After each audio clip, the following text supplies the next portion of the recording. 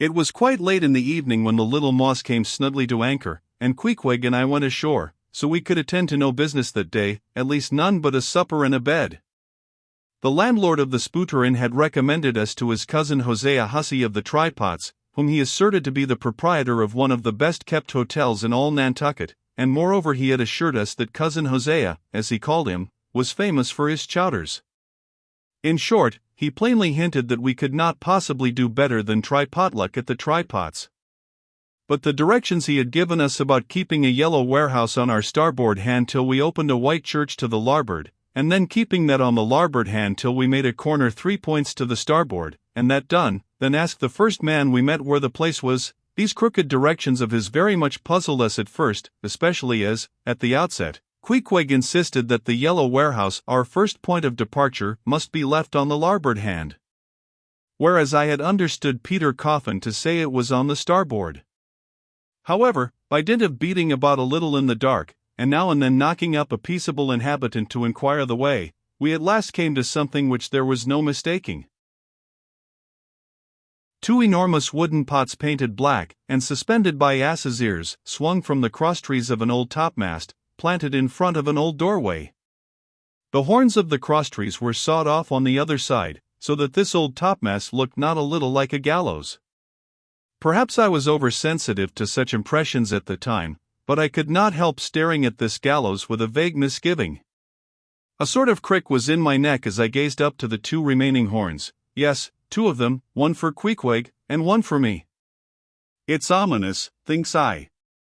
A coffin my innkeeper upon landing in my first whaling port, tombstones staring at me in the whaleman's chapel, and here a gallows.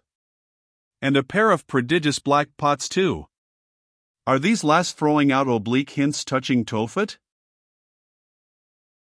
I was called from these reflections by the sight of a freckled woman with yellow hair and a yellow gown, standing in the porch of the inn, under a dull red lamp swinging there, that looked much like an injured eye, and carrying on a brisk scolding with a man in a purple woolen shirt. "Get along with ye," said she to the man, "or I'll be combing ye." "Come on, Queequeg," said I, "all right. There's Mrs. Hussey."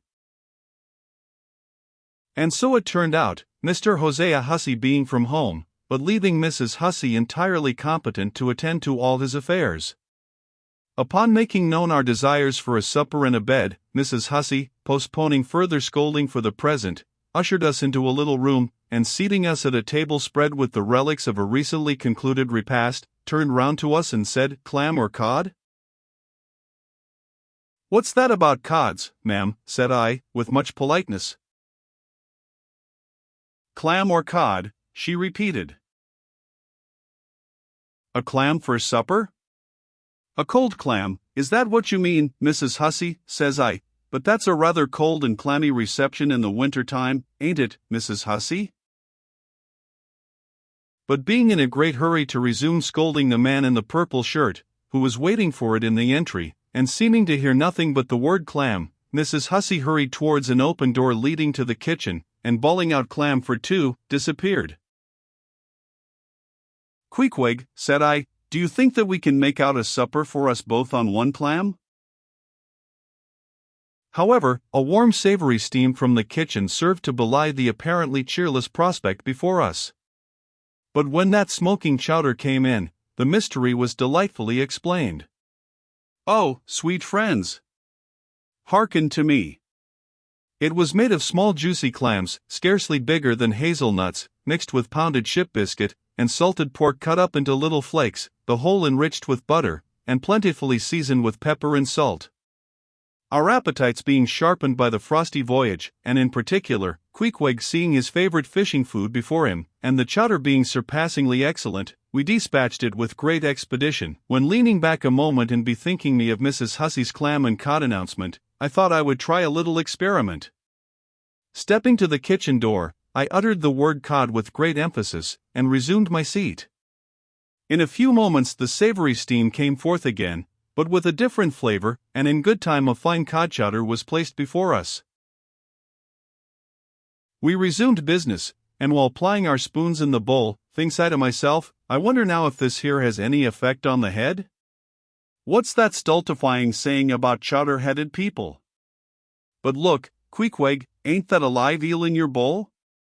Where's your harpoon? Fishiest of all fishy places was the try-pots, which well deserved its name. For the pots there were always boiling chowders.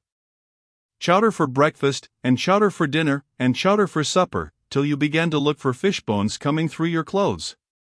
The area before the house was paved with clamshells. Mrs. Hussey wore a polished necklace of codfish vertebra, and Hosea Hussey had his account books bound in superior old sharkskin.